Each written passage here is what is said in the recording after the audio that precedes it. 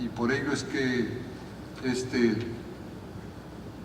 pensamiento habrá de tener vigencia y mantendrá su luminosidad y su fuerza para ilustrar, para orientar, para motivar la reflexión, la inconformidad.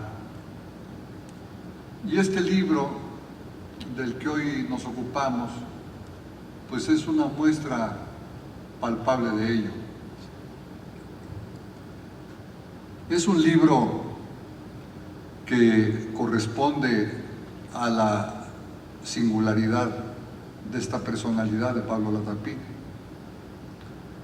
Pensemos en que es muy difícil que una persona se despida de la vida de esta manera. Hay algo de fortuna en ello, la fortuna de ser avisado que el ciclo se está terminando y poder ver en la cercanía el final. Pero esto para alguien o para muchos puede no ser entendido como la fortuna de saber que la vida se está acabando y dejarse apabullar por la contundencia, por la fuerza de una noticia así. Y Pablo, en cambio, convirtió esto en un hecho afortunado, el tener este aviso, y lo respaldó con su virtud.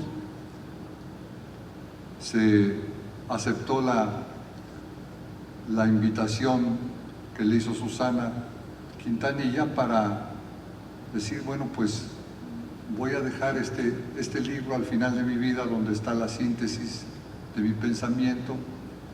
Voy a recoger aquellos conceptos que han constituido mis preocupaciones centrales, voy a bordar un poco sobre ellos y los voy a dejar plasmados en este libro, y con él me despido.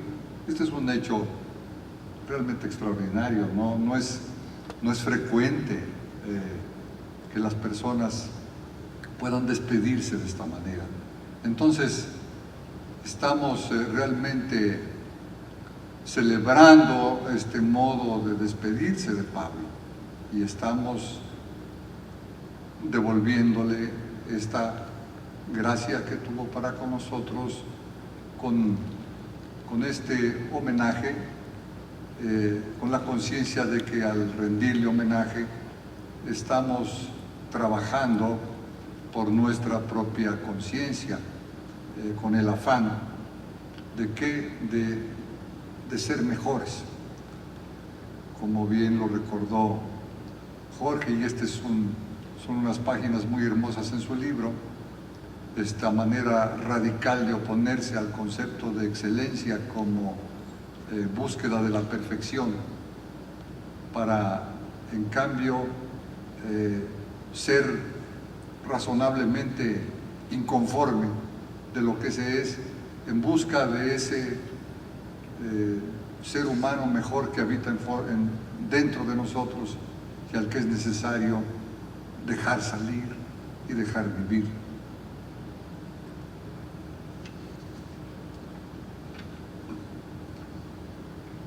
Lo que sí es importante tener claro es que para poder lograr un final así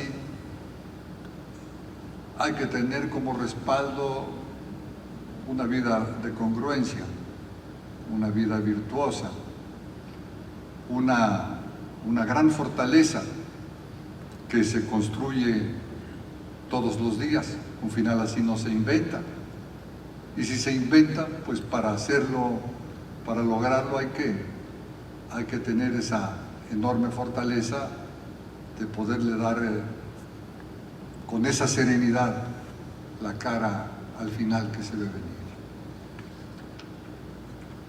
Y pues se nos ha dicho que esta tarde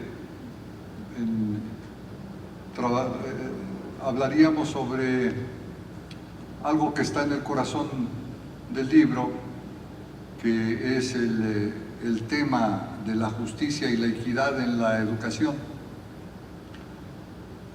Y habría pues que empezar por decir que justicia y equidad en la educación no es uno de los muchos temas que la educación comprende, sino que se trata probablemente del tema fundamental de la educación, la justicia y la equidad. A mí me parece que es la vocación por la justicia lo que alimenta o lo que despierta ese sentimiento y esa idea de que es a través de la educación que se puede combatir la injusticia, la pobreza, la desigualdad.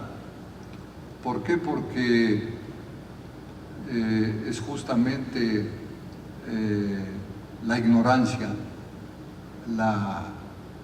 lo que explica en muchísimos aspectos la pobreza en la que viven tantos seres humanos, y es esa rebeldía, esa no aceptación del dolor humano, es esa empatía con el sufrimiento lo que lleva a realizar ese esfuerzo por luchar contra la ignorancia. Y este fue efectivamente el caso de Pablo.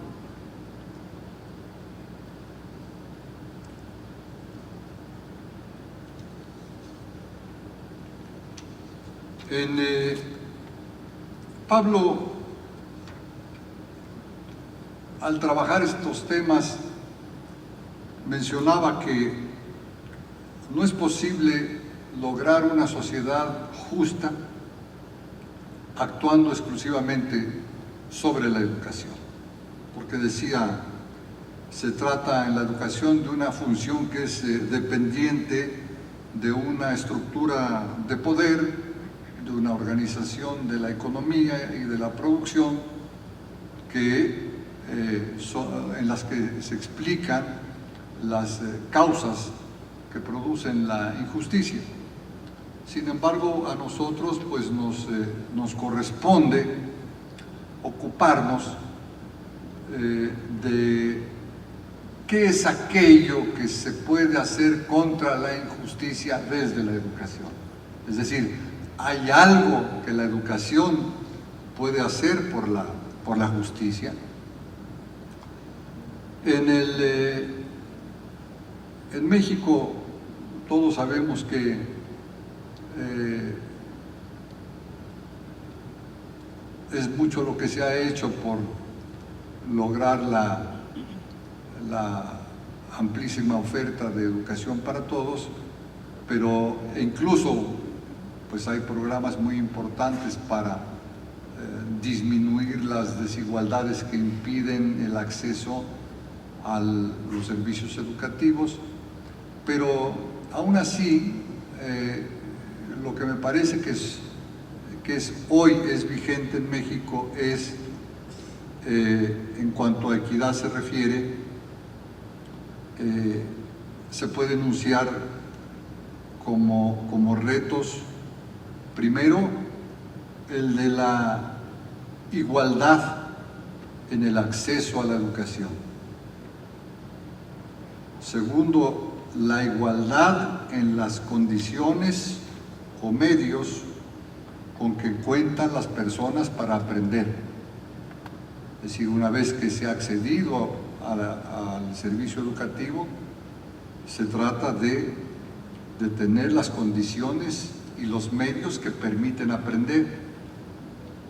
Y como consecuencia de ello se puede aspirar a una igualdad en los logros o resultados de la educación.